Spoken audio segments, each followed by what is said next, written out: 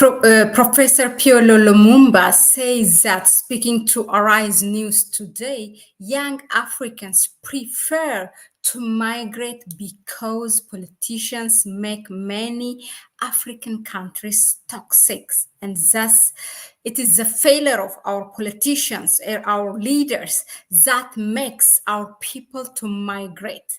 Now, irregular migration or regular migration is not new in the continent. Now, in fact, the politics of migration is most of the migration happens within Africa. That's like more than 80%. The rest of it is only outside from the continent.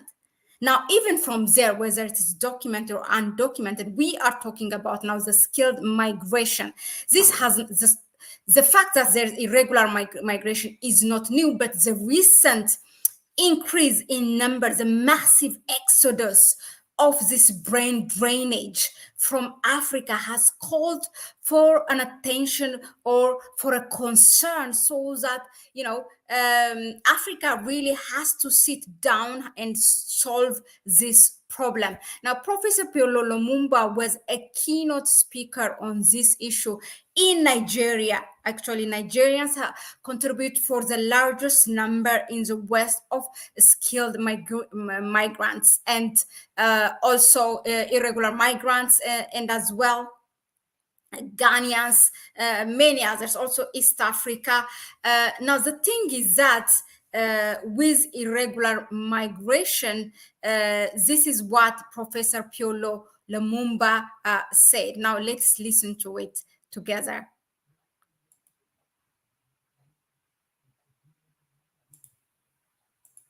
Of course, it's a combination of factors, but evidence available tells us that young Africans prefer to leave their countries in search of what they describe as greener pastures.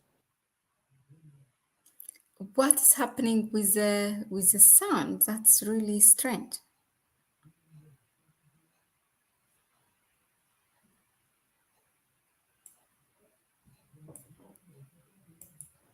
Because politicians in many African countries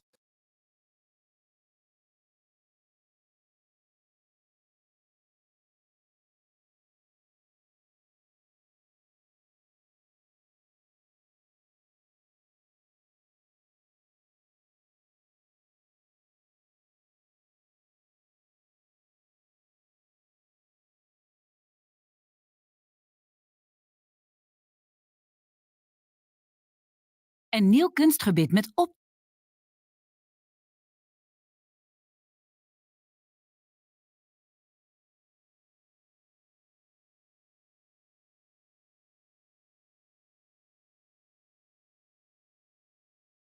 Oh, okay. Now, sorry about that. Okay, now for today, our topic is about migration. Okay, now the issue of migration has not been, it's not new in Africa, whether it's irregular or irregular, as they call it. Irregular migration is like undocumented migration. To be exact, this is how it is defined by IOM. Undocumented or regular migrants are persons who do not fulfill the requirements established by the country of destination to enter, stay, or exercise an economic activity. Now, although irregular migration is not new in the continent, but this mass exodus of the skilled migrants from the continent has called for an attention, so that Africans have to sit down and solve this problem. Otherwise, it's going to be, another crisis in the continent. Now, the politics of migration, just a quick thing I want to throw. I will share Professor Lumumba's view on this one, because he has been a keynote speaker today in Nigeria regarding, a dialogue on irregular migration, and he has shared this view to Arise News in Nigeria now. But a quick fact about migration in Africa is that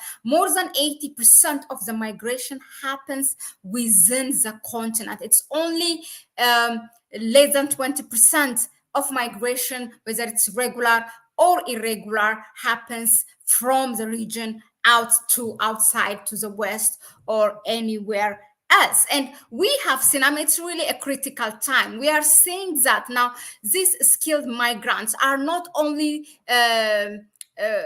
fleeing their country or leave their country by their own initiation. It's also now something arranged by our governments. Just few days ago, we have seen Ruto of Kenya signing an agreement with Germany for 250,000 skilled migrants, for them to go to German. Although officials from German came out and said that that's not right. The disagreement is on the number, not really that they have on the agreement itself that Germany is going to bring skilled migrants from Kenya. We have seen also Malawi sending people to work in the farm of Israel, even in times of war, and others. Our leaders are having this agreement with the West for people to go, for these skilled people to go from their country and serve there, and in the at the expense of their own people and their own country. So now this has called a concern, and this is what Professor Lumumba said. In fact, this is what the highlight. He said, young Africans prefer to migrate because politicians make many African countries toxic. I fully agree with him. This is completely the failure of our politicians. Now, I'm going to share this with you.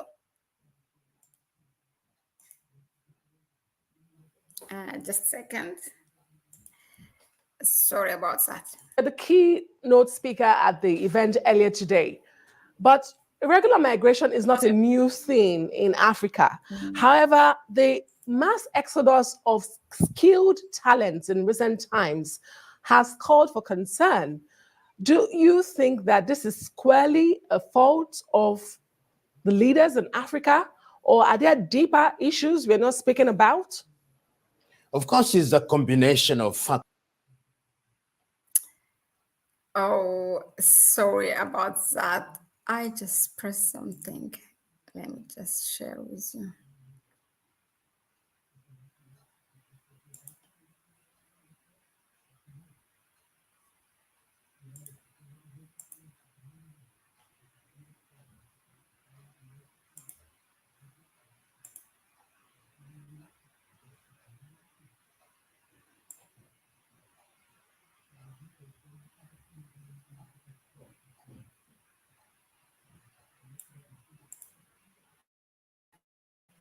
Lumumba, you are the keynote speaker at the event earlier today. But irregular migration is not a new thing in Africa. However, the mass exodus of skilled talents in recent times has called for concern. Do you think that this is squarely a fault of the leaders in Africa, or are there deeper issues we're not speaking about? Of course, it's a combination of factors, but evidence available tells us that young Africans prefer to leave their countries in search of what they describe as greener pastures, because politicians in many African countries conduct themselves in a manner that creates environments that are toxic to the realization of the desired goals.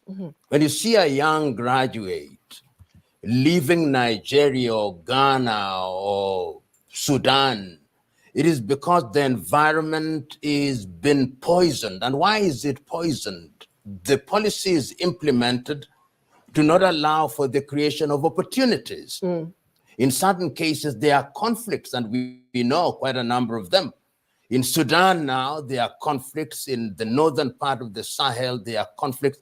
Therefore, it is the politics of the day that creates environments which do not enable circumstances to arise that give young people confidence that they can do well in their countries. And let us be very clear.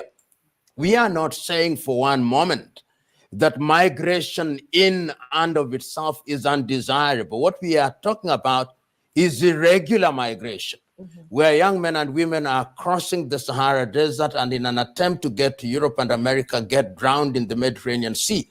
Some of them even go to the Caribbean and try to get into the United States of America or even into Asia. So there are a combination of factors, but I say that the mother of all factors is that in many African countries, the kind of politics that we engage in is not enabling. I call it the absence of political hygiene. And until the day that we get our politics right, so that we have agriculture that is working, so that we have industrialization, so that we have an environment where science and technology is deployed and people believe that they can fulfill themselves in their countries and earn a living, we are going to continue to have young men and women who are dissatisfied trying to run away from the continent. Chibu.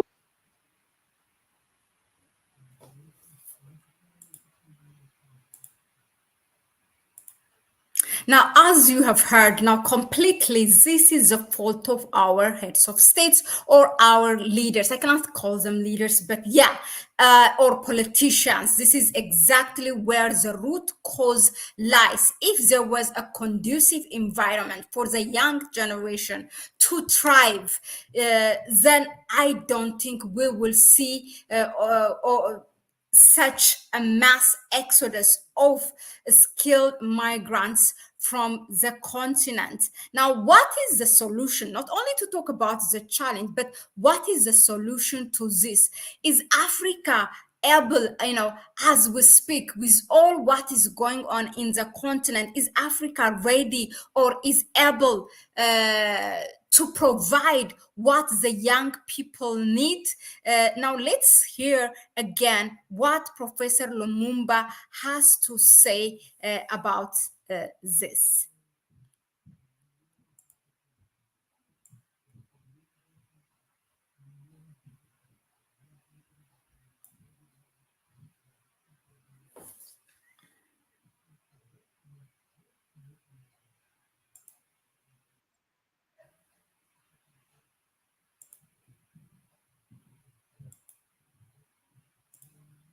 Let me come back to Professor Lumumba. I listened to a speech you gave 2 years ago in Lesotho, and you spoke about compensation as a retention strategy.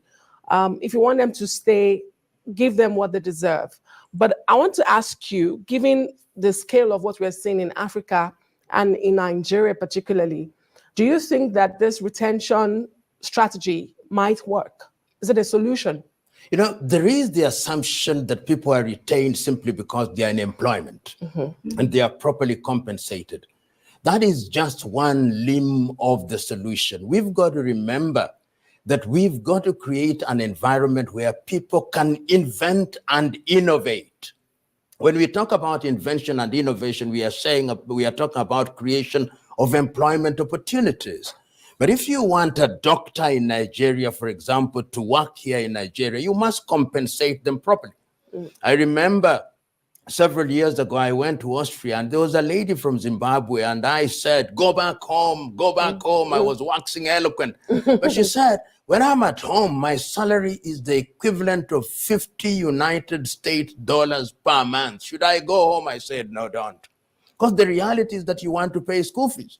Yes. You've got to pay people salaries that can make them survive. But in the same countries, look at the compensation levels for elected politicians, most of whom are not qualified. And you look at the compensation for professionals, is worlds apart. And when young people see this, they say, this is not the place to stay. I'd better be flipping hamburger in the United States of America or working in a geriatric home in Canada than to stay at home. So what is the message? The message is create an environment where those who choose to be employed will be properly compensated. Number two, create an environment where those who choose to invent and innovate can invent and innovate, which means you've got to have energy. You cannot be generating power 5,000 megawatts and you think you are going to industrialize.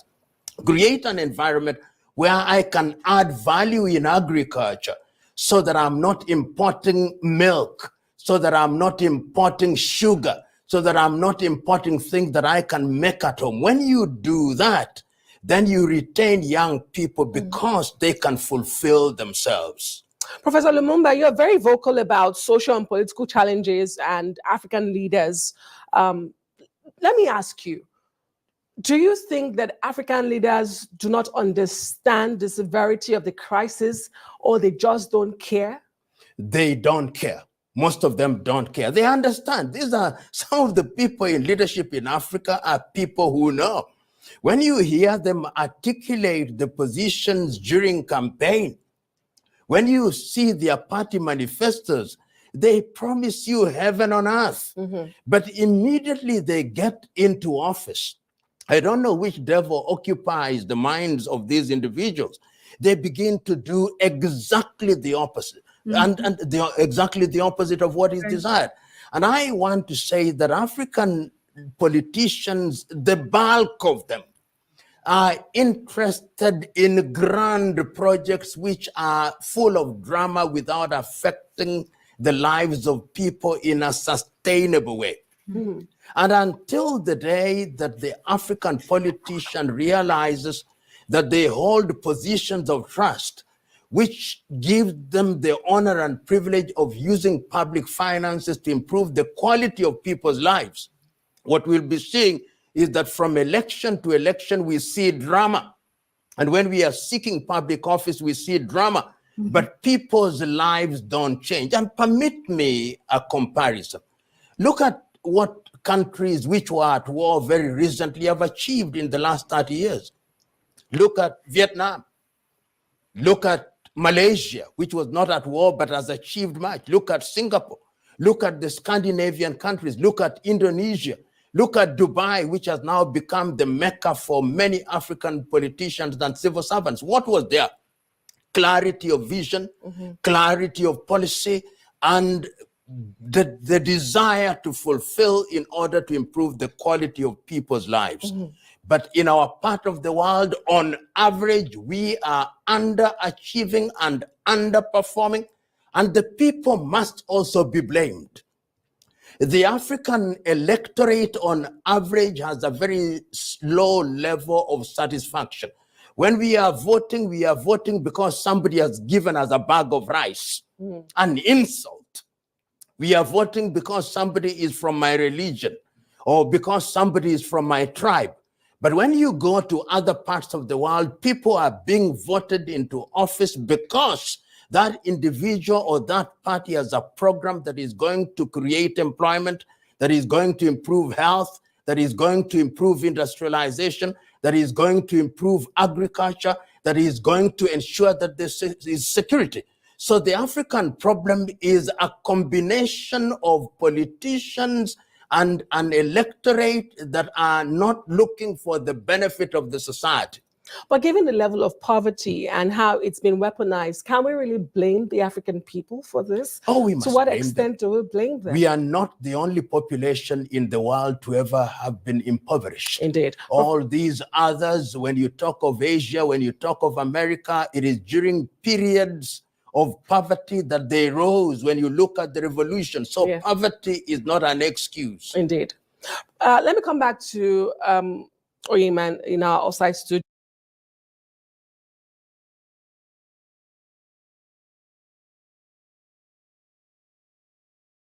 Sorry, I was muted. That's what I wanted to share with you, what Professor Lumumba said. In fact, our not only our heads of states, but also our politicians, but also our institutions in various levels are an accomplice to this, whether it's our education, our mentors, our, church, the preachers, or it is in the mosque. In various institutions, in various levels, we are an accomplice to this. Go wherever in Africa, any part of the continent, to go outside of the continent, particularly to go to the West, is really very encouraged, and families go miles and extra miles to provide finance to their children so that they can leave the country in an assumption that their son or daughter will pay back after while working in the West. Now, we cannot also say it is the West. As Professor Lumumba said, it's also now Dubai and other countries, even China. It has been anywhere outside of the continent is really it's you can find Africans anywhere, and I don't think there's even a choice in the absence of no US or Europe. Africans are ready to go anywhere. That's really sad. And what is really interesting, it's an interesting time for us because now our heads of states are also signing this agreement.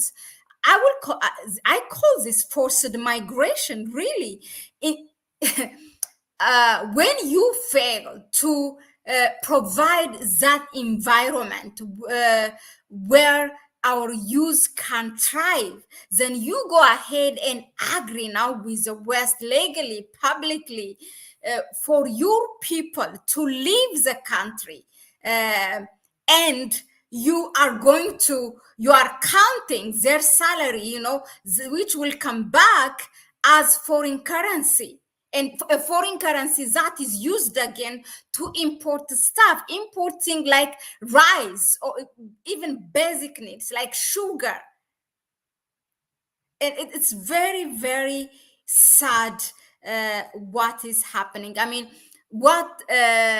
this reminds me of Her Excellency Dr. Arikana said, there are more Ghanaians in the United States, more Ghanaian doctors, medical doctors in the United States than Ghanaian medical doctors in Ghana. This is the situation we are in. But of course, we don't want to talk about every time about the problems. And what is the solution?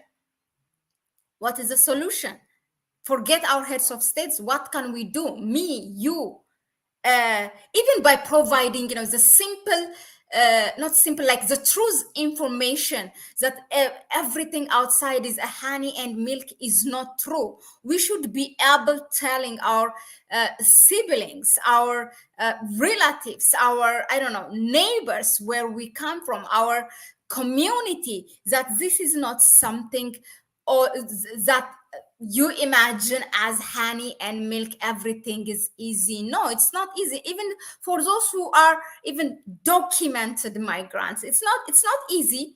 We see how we are treated. We see how we are always given the second place, not really the first, although we have the same qualification and everything. We should be able to tell the truth.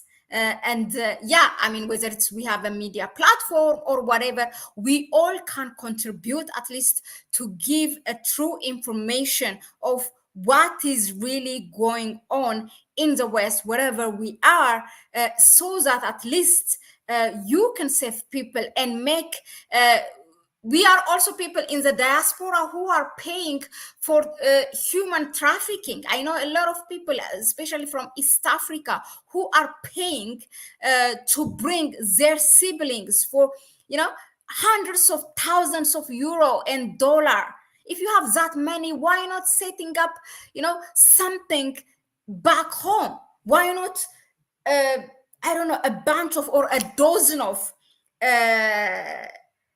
skilled migrants who have really worked for a long time in the West come together and maybe, create some kind of startup or create something for your people, for those who are going to pay tens of thousands of or hundreds of thousands of dollars to bring them. This is, we have to have an attitude change. The change starts from within. We cannot always, point our fingers on the West, imperialism, or our heads of states. We can be part of the solution. I think that is the message. That's the key message for me, what I want to leave before I end this stream. Thank you again for tuning in. Let us know in the comment section. Really, I want to hear what is the solution. That's how can we contribute? How can we be part of the solution? If there is any topic, or if there is any guests that you want me to invite, that or if you, maybe you will be telling stories, maybe we should tell our stories, how we're surviving here, how we are living here, our experiences that can save a next bad move from back home. So greetings to you all. Imhotep Heru, A86LYO, James Starks, thank you very much for the super sticker. It means a lot. And please, if you want to support us, you can also support us through our PayPal account here on Super Chat, on Super Thanks. Thank you very much. We don't take it for granted. WS Banker, thank you for your comment. The Juma Boutique, Marble here, heels or halls. Okay. Thank you. And at Lion Rules the Jungle, thank you. Good to see you here. Also, Angela, Nongo, all of you. I'm happy to see you here. And I will see you on the next one. Thank you very much. Bye-bye.